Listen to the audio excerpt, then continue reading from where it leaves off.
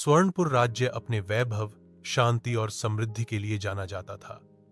वहां के राजा आर्यवीर सिंह और रानी कनिका की जोड़ी को प्रजा भगवान की जोड़ी मानती थी।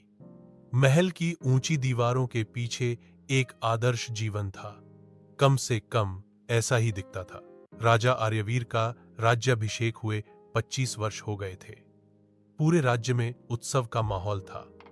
महल सजा था, बाजे बज रहे थे और प्रजा जयकारे कर रही थी। रानी कनिका दरबार में मुस्कुरा रही थीं, पर उनके मन में हलचल थी। 25 साल बीत चुके थे, लेकिन आर्यवीर ने कभी अपने बचपन की बात नहीं की। उनके जीवन से 5 साल जैसे गायब थे। उस रात जब उत्सव समाप्त हुआ, रानी ने राजा से पूछा, क्या आप थक गए हैं? राजा मुस्कुरा दिए, लेकिन उनकी आंखों में जैसे कोई पुराना डर तैर गया। उन्होंने जवाब दिया, नहीं, कुछ पुरानी यादें बस खटक जाती हैं। रात को राजा अपने निजी कक्ष में गए। वहां दीवार पर एक पुरानी पेंटिंग थी, जिसमें 3 लोग थे, खुद आर्यवीर, एक स्त्री और एक युवा बालक। राजा ने उस चित्र को देखा, आंखें मूंद लीं और बुदबुदाए, मैंने वादा किया था, लेकिन अब सब बदल रहा है। इधर रानी कनिका महल की पुरानी लाइब्रेरी में थी। एक किताब उनके हाथ लगी, बहुत पुरानी, धूल भरी। किताब का आखिरी पन्ना फटा था, लेकिन जो लिखा था वह पढ़कर रानी के रोंगटे खड़े हो गए। जब रक्त चंद्रमा फिर उगेगा, सिंहासन कांपेगा, राजा वही नहीं होगा जो दिखता है। रानी को लगा ये कोई मिथक है, लेकिन अंदर कोई बेचैनी जागी। अगली सुबह रानी महल के पुराने हिस्से में गई, जहां दशकों से कोई नहीं गया था। वहां एक तहखाना था, बंद दरवाजा, जंग लगे ताले और एक दीवार जिस पर लिखा था, अंधकार में जो छुपा है वही उजाला लाएगा। एक बूढ़ी नौकरानी मिली, नाम था जसोदा। उसने कहा, महारानी जी, उस जगह को मत छेड़िए। उस रात जब आप पहली बार महल में आई थी, एक चीख गूंजी थी, एक बच्चे की, और उसके बाद वो तहखाना हमेशा के लिए बंद कर दिया गया। रानी का मन अब रहस्य की ओर और खिंच गया था।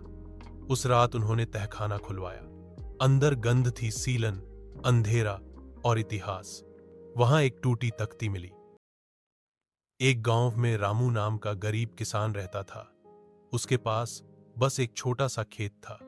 दिन रात मेहनत करता, लेकिन फिर भी पेट भर खाना मुश्किल था। एक साल सूखा पड़ा, फसल बर्बाद हो गई। हार मानने के बजाय रामू ने दूसरे गांव जाकर मजदूरी की, पैसे बचाए, और एक दीवार पर खून के निशान अब भी मौजूद थे। रानी को अब शक होने लगा था, क्या राजा आर्यवीर सच में वो है जो कहते हैं? अगली सुबह रानी ने महल के पुराने सेवक हरिराम से बात की। पहले वो चुप रहा, लेकिन जब रानी ने तख्ती दिखाई, उसकी आंखें भर आईं। उसने कांपती आवाज में कहा, आपका शक सही है महारानी, असली राजा आदित्य थे। आर्यवीर उनके सौतेले भाई हैं। रानी की दुनिया हिल गई। हरिराम ने बताया कि 25 साल पहले जब राजा यशवंत की मृत्यु हुई, तो राजकुमार आदित्य को गद्दी पर बैठाया जाना था, लेकिन आर्यवीर ने महल के कुछ सैनिकों को मिलाकर विद्रोह कर दिया। आदित्य को मरा हुआ घोषित कर तहखाने में बंद कर दिया गया, और आर्यवीर ने खुद को राजा घोषित कर दिया। रानी को भरोसा नहीं हुआ, पर सबूत उसके सामने थे। उस रात रानी ने महल की जेल में जाकर उस कैदी से मुलाकात की जिसे 25 वर्षों से बंद किया गया था। उसका चेहरा झुर्रीदार था, पर आंखों में तेज था। उसने कहा, तुम वही हो कनिका, तुम्हें आर्यवीर ने मुझसे छीन लिया था, लेकिन कोई बात नहीं, मैंने बदला लेने का इंतजार नहीं किया, मैंने सिर्फ सच के सामने आने का इंतजार किया है। रानी अब निर्णय पर थी। वो राजा से प्यार करती थी, लेकिन क्या ये प्रेम झूठ पर खड़ा था? अगले दिन रानी ने महल में विशेष सभा बुलाई। सारा दरबार, प्रजा, मंत्री सब आमंत्रित थे। सभा के बीच में रानी ने उस बूढ़े व्यक्ति को मंच पर बुलाया और बोली, इस व्यक्ति को 25 वर्षों तक झूठ के नीचे दबाया गया, और अब समय है कि सत्य सामने आए। राजा आर्यवीर ने पहले विरोध किया, फिर चुप हो गए। रानी ने दस्तावेज, गवाह और चित्र प्रस्तुत किए। आखिरकार राजा ने सिर झुका लिया और कहा, हां, मैंने गद्दी ली, लेकिन मैंने राज्य को भी चलाया। अगर मैंने ऐसा न किया होता तो राज्य विद्रोह और विदेशी आक्रमण में टूट चुका होता। मैंने चोरी की, लेकिन प्रजा को बचाया। दरबार में सन्नाटा छा गया। सबकी नजरें रानी पर थीं।